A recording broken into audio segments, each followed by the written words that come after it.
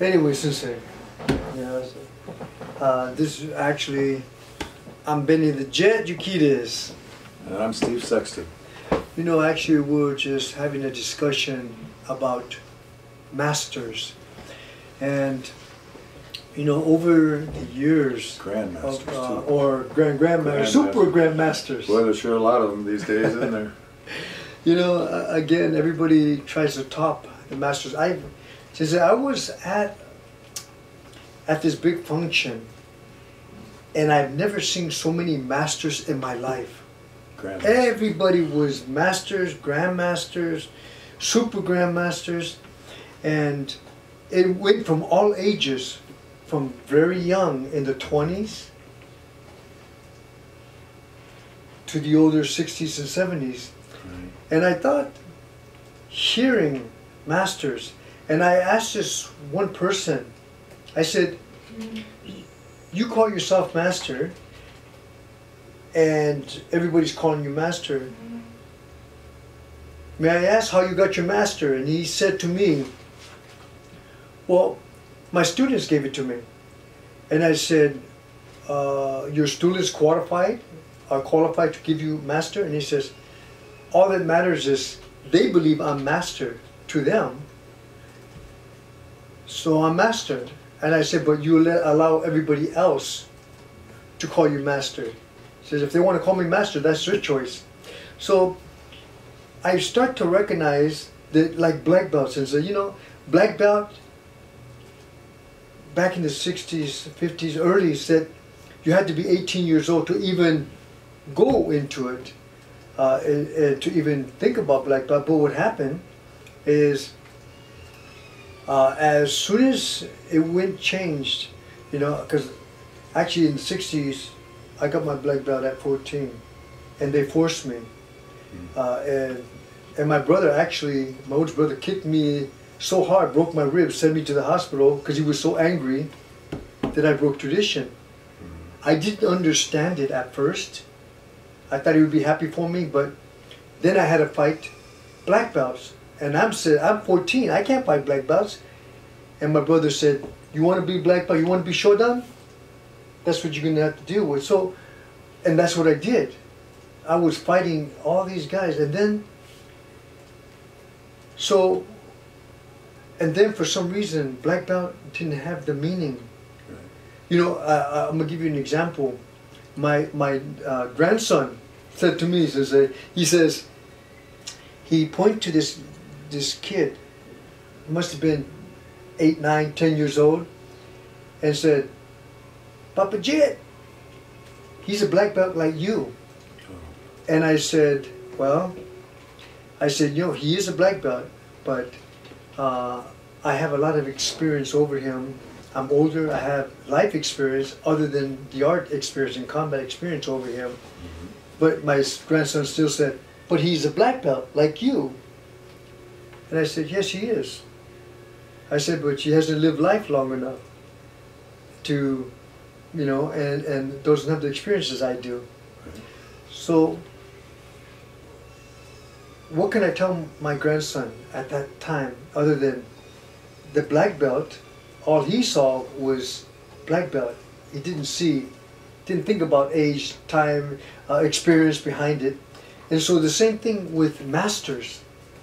I look at some of the, they call themselves masters, and believe me, since there must have been 1,500 masters underneath this roof.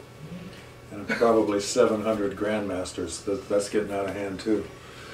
Yeah, really is. And you know, I think that the idea that master, somebody had asked me, because everybody was there saying, you're master, and I asked them, what does master mean to you?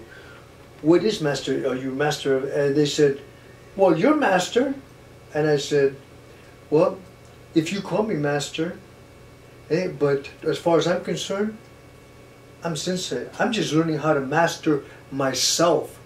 Learning how to master myself means learning the inner, the outer, the middle ways of me, my emotional state, my spiritual state, my physical state, and how to line it up.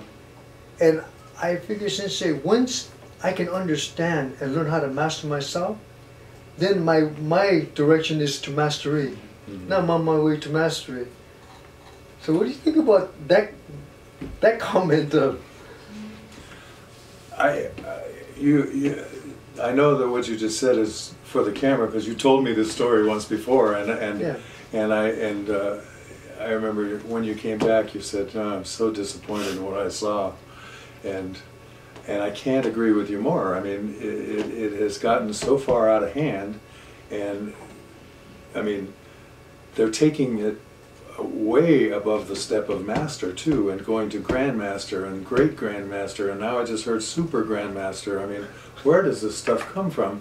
And well, I know where it came from, and in the child that your grandson saw with the black belt, he was probably had a junior status on his black belt, but still, in my day, there was no such thing as a junior status. You know, I think in my system you had to be 16 to get a black belt, and but here again, everything has become commercial. You know, why alienate that age group from the school when basically that's money coming in? That's right. Know? So I mean, business is business, and if you're giving them exactly what, and you're being honest, if it's, you know, you create something new, hey, there's a junior status as long as it's understood that it's a junior status. It's not a full-fledged black belt. Right. As far as the grandmasters go, oh my God, I can't believe this. What has happened is you've got a bunch of unhappy people that want to break away from their system. They want to break away and they want to go over here and open a school and be the head of their own system. So the reason that there's so many grandmasters out there, realize this guy could have been a 4th degree black belt, or a 3rd degree, or a 1st degree even. When he broke away from the school, went over here, opened his own school.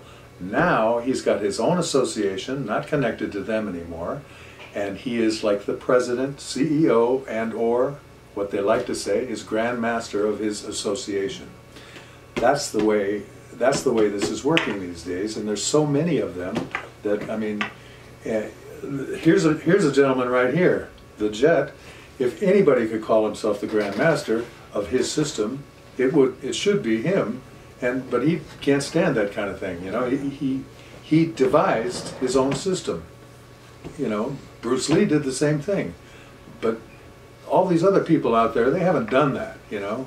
He owns everything he's done, you know, and you don't take a 1st degree, give him his own school, and now he's a Grand Master.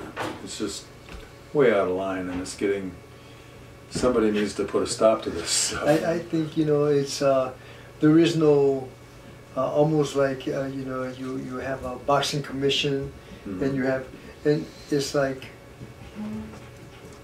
does the martial arts need a commission? Does the kickboxing, I mean, the kickboxing has a commission, you know, kickboxing commission and so forth. Unless they were corrupt, it would certainly eliminate all of this crap that's going on out there with the phonies, you know, in the business. Well, you know, all I know is, again, eventually when people come, and I think that sometimes you have somebody who's a very good car salesman and speaks, you know, speaks very good and knows how to sell. I think that we just need, eventually, somebody will be able to stop the ones that are car salesmen and stop them, and we do need a commission. I know in other countries the government's involved in it. Yes. You know, they say, you know, they designate certain people, and these are the people that can allow it to happen, and if it's not from them, then they're not recognized. Well, there should be at least a good standard of being able to teach it and pass it on. Right. Anyway, for all of you out there, just to, as you can see, since there's Steve Sexton and myself talking about, you know, masters, grandmasters, supermaster masters, and